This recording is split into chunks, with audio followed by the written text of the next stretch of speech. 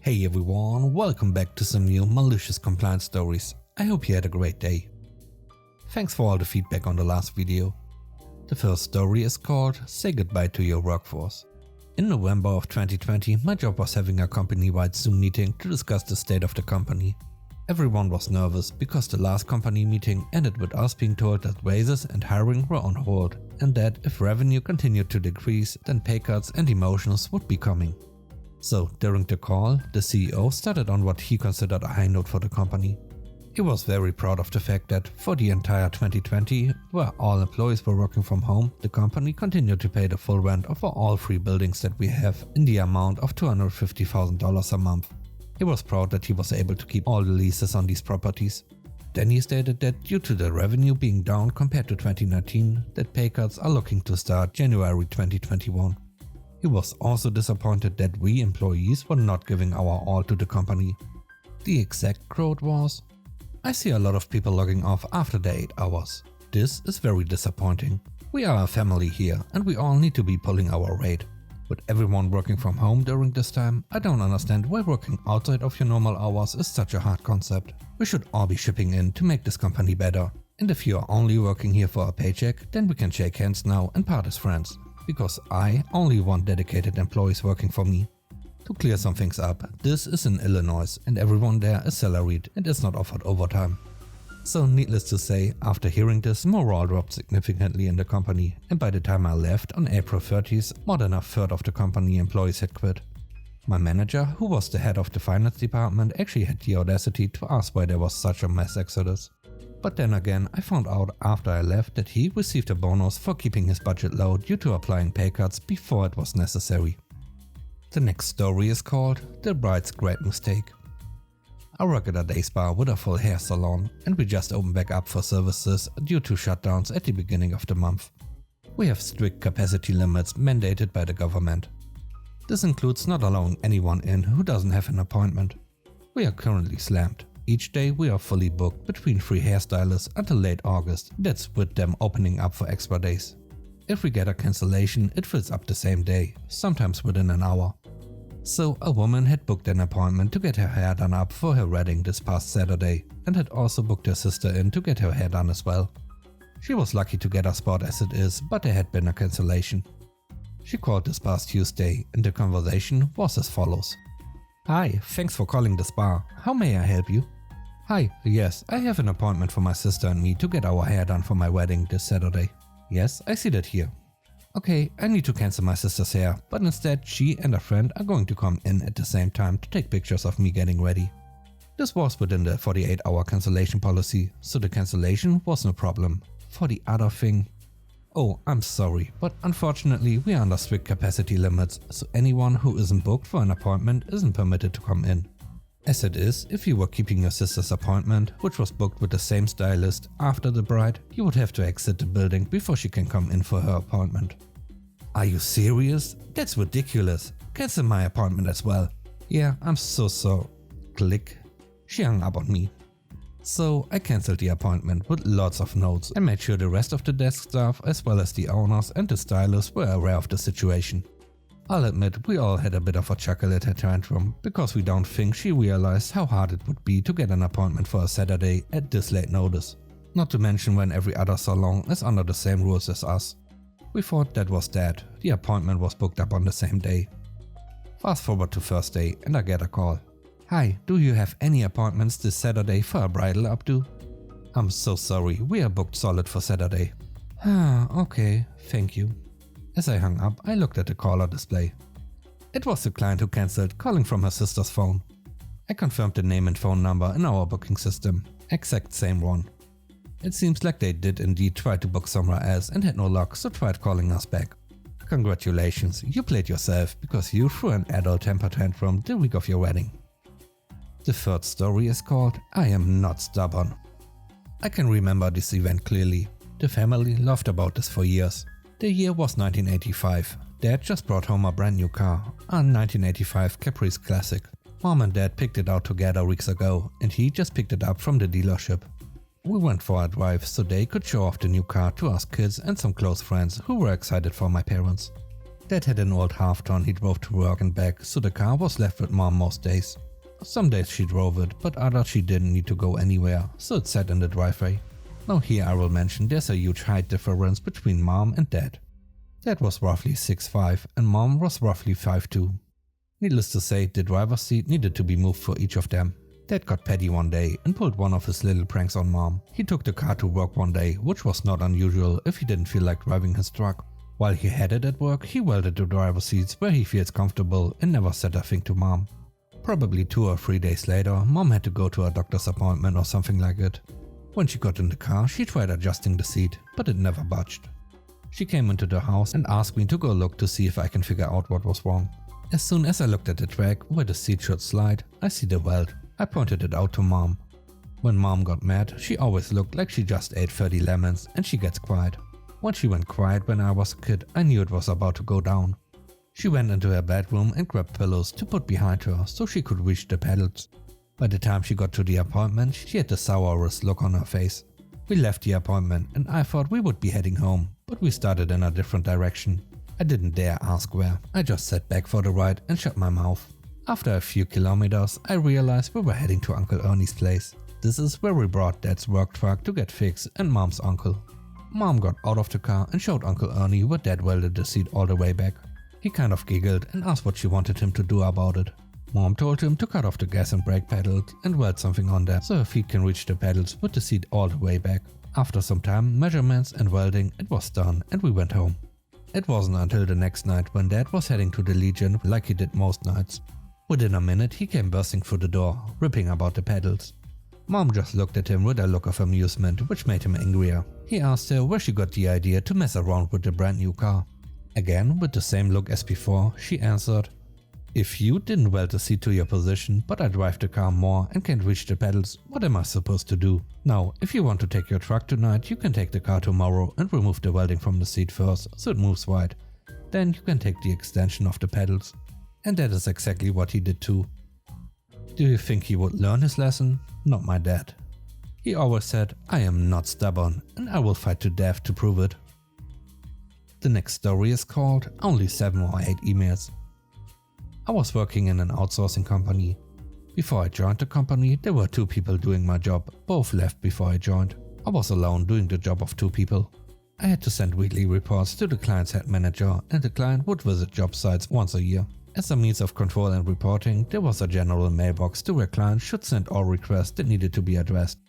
I had to deal with 30 to 40 different people from the client side, plus the client head manager. But they didn't care about said mailbox and would always email my inbox, ignoring said general one almost always.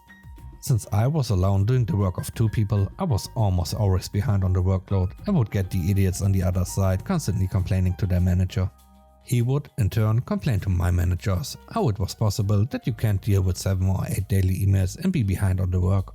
The weekly report stated that I was only getting 7 or 8 emails from the client a day, completely ignoring the phone, personal inbox and Skype chat, which were the ways people were contacting me every day. My manager set up a meeting to grill me. "You always look so busy and you're only getting a handful of emails a day and are constantly behind on your work. How is this possible? The client isn't happy and you either improve dramatically or the client wants us to replace you." I explained that the general mailbox wasn't the only thing I did, mentioning all other means through which the client was requesting things. The solution was to show their manager what was being done. For this I needed to create an Excel sheet with everything I did during the day. I asked for clarification. "You mean emails and calls, right?" No, everything, and email the Excel at the end of the workday. So here goes my malicious compliance. I did exactly what I was told, wrote down everything I did during the workday, even including the bathroom, smoke and coffee breaks. When someone from the client wrote me up on Skype, I wrote it down with timestamps and a timestamp for each and every reply. My personal favorite was adding a line at the end. Time wasted to fill in sheet, 1 hour. One manager laughed when he saw my full compliance, the other one not so much, but he knows he can't do anything as I did what I was told. I was told to stop doing it on the 3rd day. They were now aware of what I did during the day. The 5th story is called You'll Figure It Out. I worked at a company as a hardware engineer. Customers would contract us to design, redesign, repair, analyze, etc. their projects and modules and so on. One day a big long-term customer, we call the company ABC, called, and it went a bit something like this.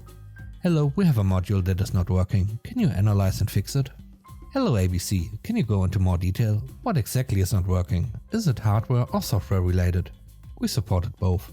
It's not working. Well yeah, but what is not working? It's not working.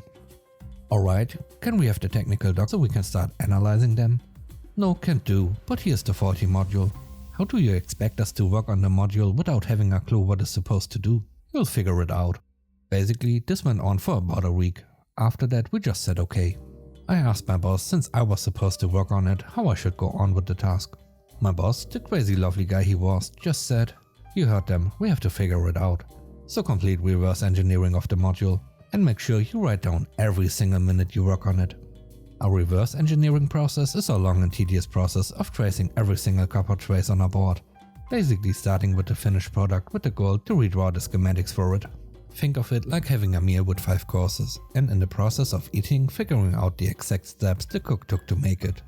So I did as my boss said. I re-engineered the whole module, drawing my own schematics for it, figuring out the inner workings, even taking a ROM dump, basically deassembling the machine code into readable source code and tracing down the workings of the software as well. This whole process took something like 4 or 5 months for me and 2 others just reverse engineering this module. After that we finally started working on the errors and found out that there was a bug in the software causing the processor on the module to reboot every 2 seconds. A bit of research showed that this module was part of an industrial controller system. Let's just say that if they put these modules anywhere in there, a lot of people would be without power. So after finding the error and fixing it by literally changing one line of code, writing the report and scheduling a meeting with the client, I got back to my boss, who was following my working hours really carefully for the project. It turned out there were a lot of work hours for that project. Through the grapevines I heard that the total cost for the client was totaling well over 300k. So the meeting began and we presented our findings, showing the whole process we did, including the reverse engineering. This time we spoke to different people as to the ones who gave us the project. This time the CEO of ABC was within the meeting too. At first he asked where we got the schematics because they didn't look like they were made with the templates. We told them that we weren't given the documents, so we had to re-engineer everything. Easy to say, the CEO was livid. He immediately asked who told us that we couldn't get the docs. We told him. He thanked us, made sure we were paid 10% more than we billed and hung up. The fallout came to us via an email from the CEO himself. He apologized to us that we had the hassle of re-engineering. Also said that if we ever have trouble like these again, we are free to contact him directly. Also, the guy who said figure it out apparently got fired on the spot. The last story is called Mailbox Rules. Decades ago, my grandparents purchased a large plot of land out in the middle of nowhere with the idea to build themselves a home and retire on that plot. They were both from the rural Midwest, so they originally wanted to keep horses, chickens and maybe a few other small farm animals on this land, hence the size. As the years went by and they started actually making plans, they realized that horses weren't really feasible for a variety of reasons. By that time, the area around their plot of land had been significantly more developed, so they instead split the plot into 8 pieces and sold the other 7, essentially financing their original purchase and the construction of the house, leaving their retirement and pension untouched. Because of their incredibly advantageous position, they made a point to only sell to like-minded buyers, friendly retirees who were looking for their last home and wanted a bit of the same rural isolation that my grandparents wanted. The result is that my grandparents ended up with their dream bungalow on a spacious lot surrounded by friendly neighbors and without any major time or money obligations. They ended up spending a lot of time volunteering and generally making friends with the community that was going around them. The area ended up becoming incorporated, and the town they were now living in eventually decided that the 2-lane blacktop road needed to be repaved and upgraded with sidewalks, gutters and all the other amenities townspeople expect.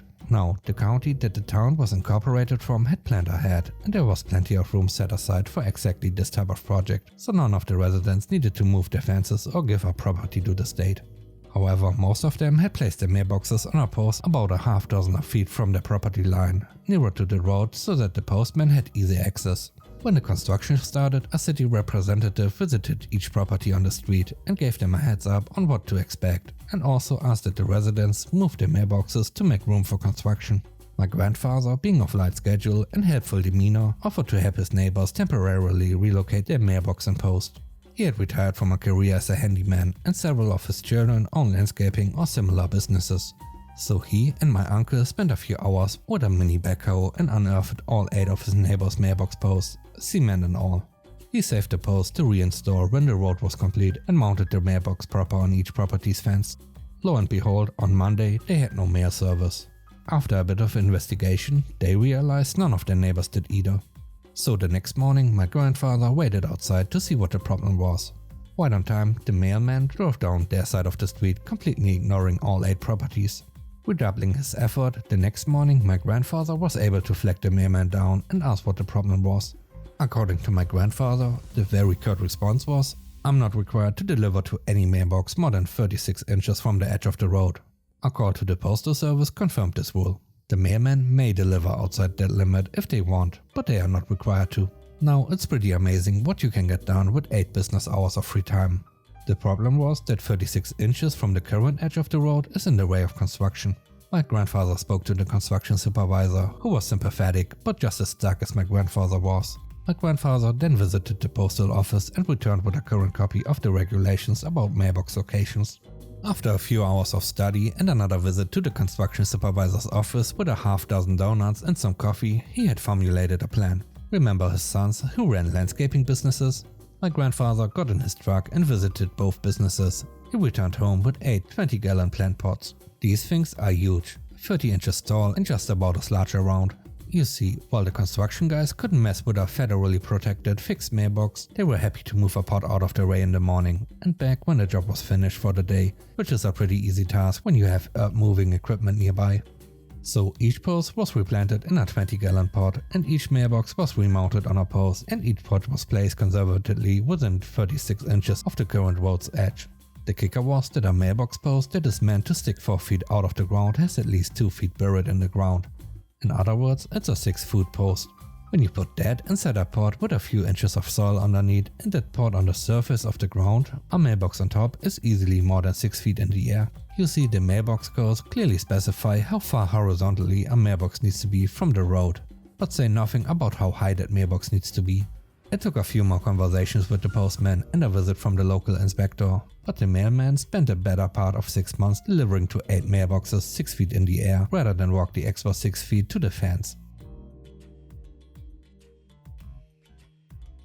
Thanks for watching the video. I hope you enjoyed it. If you did, please consider subscribing to the channel for more content. Let me know what you think about the video in the comment section below. I hope you have a great day. Stay safe. Bye bye.